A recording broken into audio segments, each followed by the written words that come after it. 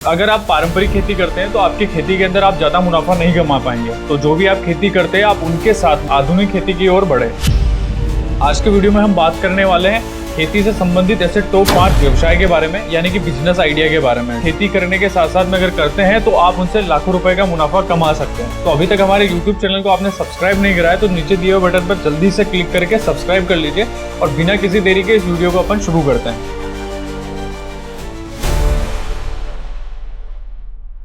नमस्कार किसान मित्रों, कात्यायनी ऑर्गेनिक्स के YouTube चैनल में आपका स्वागत है। आज के वीडियो में हम बात करने वाले हैं खेती से संबंधित ऐसे टॉप 5 व्यवसाय के बारे में, यानी कि बिजनेस आइडिया के बारे में, जैसे आप खेती करने के साथ साथ में अगर करते हैं तो आप उनसे लाखों रुपए का मुनाफा कमा सकते हैं। तो अभी तक हमारे YouTube चैनल को आपने सब्सक्राइब नहीं करा है तो नीचे दिए हुए बटन पर जल्दी से क्लिक करके सब्सक्राइब कर लीजिए और बिना किसी देरी के इस वीडियो को अपन शुरू करते हैं। किसान मित्रों, आप पारंपरिक खेती की बजाय आधुनिक खेती की ओर बढ़े। अगर आप पारंपरिक खेती करते हैं तो आपकी खेती के अंदर आप ज्यादा मुनाफा नहीं कमा पाएंगे। तो जो भी आप खेती करते हैं आप उनके साथ में या फिर उसी फार्म हाउस के ऊपर आप छोटे छोटे अन्य प्रकार के बिजनेस कर सकते हैं, जिससे कि आप ज्यादा मुनाफा भी कमा पाएंगे। और अगर आपके क्षेत्र के अंदर मौसम खराब हुआ, आपकी मेन फसल खराब हुई, तो जो नुकसान हुआ है उस नुकसान की आप भरपाई भी इन व्यवसाय के द्वारा कर पाएंगे। जो आप मेन खेती करते हैं उसके साथ में छोटे छोटे बिजनेस को अपने खेत के ऊपर करने के सिस्टम को इंटीग्रेटेड फार्म मैनेजमेंट कहा जाता है। यानी कि आप मेन जो खेती कर रहे हैं उसके साथ में छोटे व्यवसाय अपने खेत पर लगा दे, जिससे आप उनसे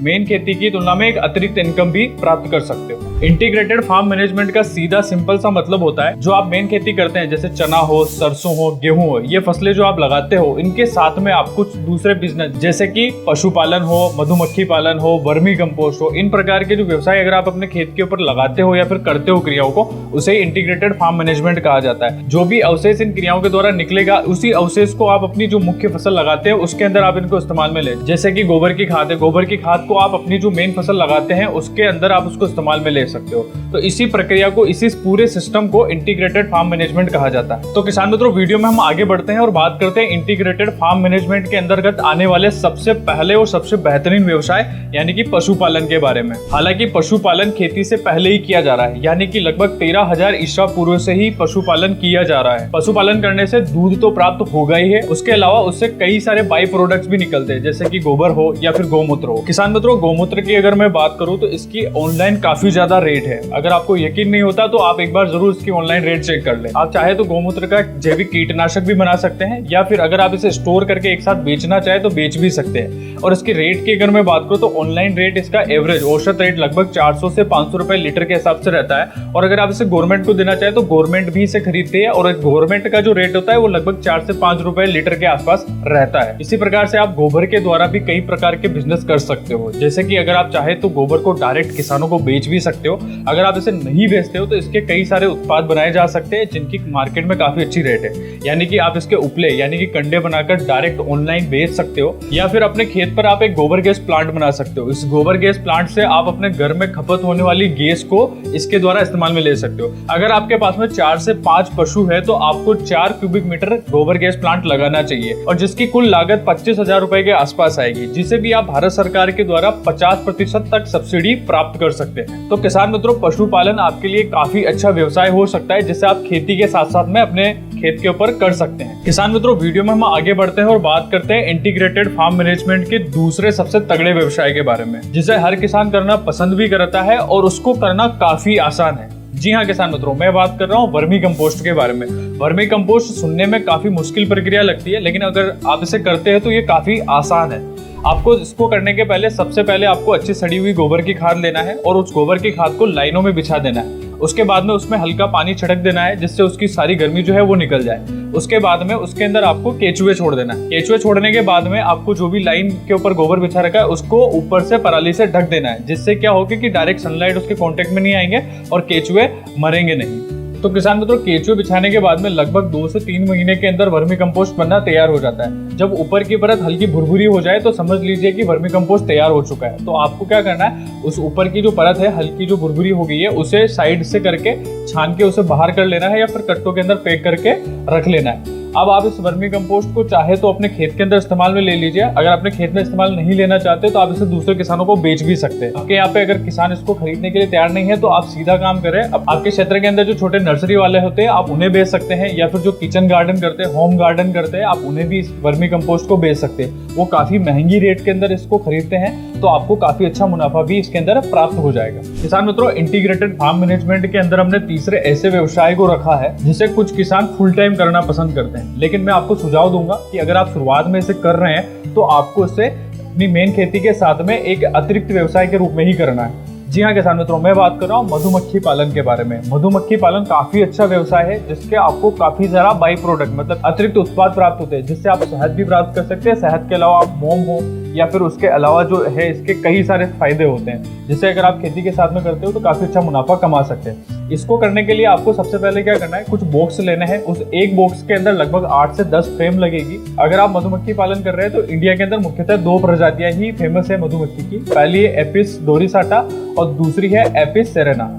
ये दोनों ही प्रजातियां काफी पॉपुलर है जिन्हें आप मधुमक्खी पालन के दौरान इस्तेमाल में ले सकते हो। अगर मधुमक्खी पालन कर रहे हैं तो एक बॉक्स के अंदर 3 प्रकार की मधुमक्खियां रहती है। पहली है रानी मधुमक्खी, दूसरी है ड्रोन मधुमक्खी, तीसरी है वर्कर मधुमक्खियां। ये तीनों मधुमक्खियां एक ही बॉक्स के अंदर रहती है और जो वर्कर मधुमक्खियां हैं वो खेत के ऊपर जाती है, पोलन इकट्ठे करके लाती है और बॉक्स के अंदर इकट्ठा करती है, जिससे ही आगे चल के शहद बनता है। मधुमक्खी पालन करने के 3 मुख्य फायदे होते हैं, जिसमें से पहला फायदा होता है कि ये परागण की क्रिया मतलब कि जो पोलिनेशन की जो प्रोसेस होती है उसके अंदर मदद करती है।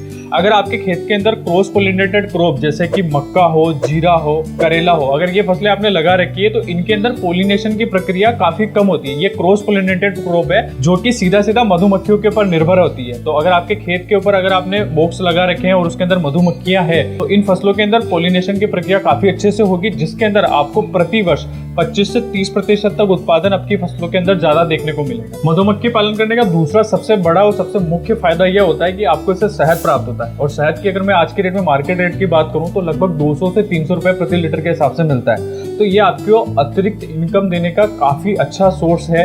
तो आपकी जो मेन खेती है उसके साथ में आप मधुमक्खी पालन भी जरूर करें। मधुमक्खी पालन करने का तीसरा ये फायदा होता है कि आपको इससे एक बाई प्रोडक्ट यानी कि मोम प्राप्त होता है। इस मोम को आप डायरेक्ट कंपनियों को भी बेच सकते हैं या फिर चाहे तो आप इसके अंदर खुद भी अपना व्यवसाय स्टार्ट कर सकते हैं। वीडियो में हम आगे बढ़ते हैं और बात करते हैं चौथे व्यवसाय के बारे में, यानी कि तो आप जो पारंपरिक खेती करते हैं या फिर पारंपरिक फसलें लगाते हैं उसकी बजाय आपको एक्सोटिक वेजिटेबल लगाने चाहिए। तो एक्सोटिक वेजिटेबल की अगर मैं बात करूं तो आप ब्रोकली लगा सकते हैं, आप बोक चोई लगा सकते हो, उसके अलावा चेरी टोमेटो लगा सकते हो, उसके अलावा आप लाल और पीले कलर की शिमला लगा सकते हो, उसके अलावा लेट्यूस लगा सकते हो। तो ये काफी अच्छी फसलें होती है। इन फसलों के अंदर आपको खर्चा उतना ही आएगा जितना पारंपरिक खेती के अंदर आपको आता है, उससे थोड़ा बहुत ही ज्यादा देखने को मिलेगा। आप उसी खर्च उसी मेहनत के अंदर इन फसलों को लगाते हो तो आपको ज्यादा मुनाफा देखने को मिलेगा। तो किसान मित्रों, ये जो फसलें मैंने बताई है इनकी मार्केट रेट की अगर मैं बात करूं तो ये 300 रुपए से पार ही रहती है, मतलब कि इनका भाव कभी भी 300 से नीचे नहीं आता है। तो आप पारंपरिक खेती के बजाय इन फसलों को एक बार जरूर लगा के देखें। किसान मित्रों, आपने पारंपरिक खेती के अंदर कई सारे फसलें करी होगी, लेकिन मैं 5वें नंबर पर आपको ऐसी फसल लगाने की सलाह दे रहा हूँ जिन्हें लगाने में आपको ज्यादा खर्चा भी नहीं आएगा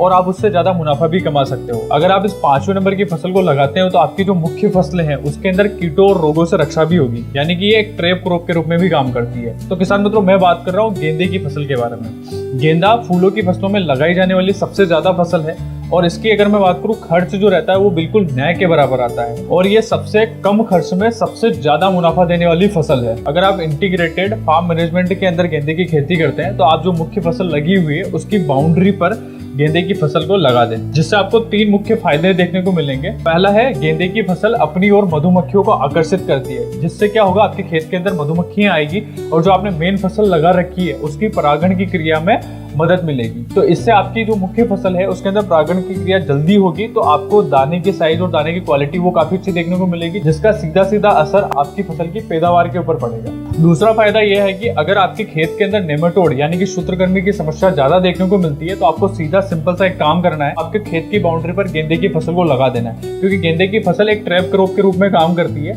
जिसके अंदर आपकी जो मेन फसल के अंदर नेमाटोड आ रहे हैं तो मेन फसल पे न लग के गेंदे की फसल के ऊपर लग जाएंगे, तो ये एक प्रकार के ट्रैप क्रॉप के रूप में काम करेगी। तो बिना खर्च, बिना किसी पेस्टिसाइड के, बिना किसी कीटनाशक दवा का प्रयोग करे आप नेमाटोड को सीधा गेंदे की खेती करके नियंत्रित कर सकते हैं। गेंदे को बाउंड्री पर लगाने का तीसरा सबसे बड़ा फायदा यह होता है कि ये जितने भी प्रकार के रस शोषक कीट आते हैं, जैसे थ्रिप्स हो, सफेद मच्छर हो, हरा तिला हो, इनको अपनी ओर आकर्षित करता है, जिससे आपकी जो मेन फसल है उसके अंदर कीट नहीं लगेंगे, जिससे आपके कीटनाशक का खर्च भी बचेगा और आपकी फसल को भी किसी प्रकार का कोई नुकसान देखने को नहीं मिलेगा। तो किसान मित्रों, गेंदे की खेती करने के यही अचूक फायदे थे। तो अगर आप गेंदे की खेती करते हैं तो आप इसको फूल बेच के तो इससे पैसा कमा ही सकते हैं। उसके अलावा आपकी जो मुख्य फसलें हैं उसको भी ये कई प्रकार के बेनिफिट देती है। तो किसान मित्रों, आप जो मुख्य फसल लगाते हैं उसकी बाउंड्री पर या फिर खेत की साइड पर आप इसकी फसल को बुआई कर सकते हो। इसमें ज्यादा खर्च नहीं आएगा और इसके अंदर ज्यादा किसी प्रकार के रोग और कीटों की समस्या भी देखने को नहीं मिलती है। तो इसके अंदर आपका कीटनाशक का और फफूंदीनाशक का खर्चा भी ज्यादा नहीं आएगा। तो किसान मित्रों, यही थे वो टॉप बिजनेस आइडिया जिन्हें आप अपनी मुख्य खेती के साथ साथ में करके एक अतिरिक्त मुनाफा कमा सकते हो। और इन्हें करने में कोई ज्यादा टेक्निकल नॉलेज की जरूरत नहीं है। आप जैसे मेन फसल करते हो उसी के साथ साथ में इनको कर सकते हो। इसको अतिरिक्त समय देने की भी जरूरत नहीं है। जो खेती के अंदर अपनी मुख्य फसल के लिए जो काम करते हो, बस उसके साथ में छोटे छोटे काम करके आप इनको आसानी से कर सकते हैं। तो किसान मित्रों, वीडियो में दी गई जानकारी आपको अच्छी लगी तो इस वीडियो को लाइक करें, चैनल को सब्सक्राइब करना ना भूलें और वीडियो से संबंधित किसी भी प्रकार का कोई आपका सवाल हो तो कमेंट में जरूर पूछें।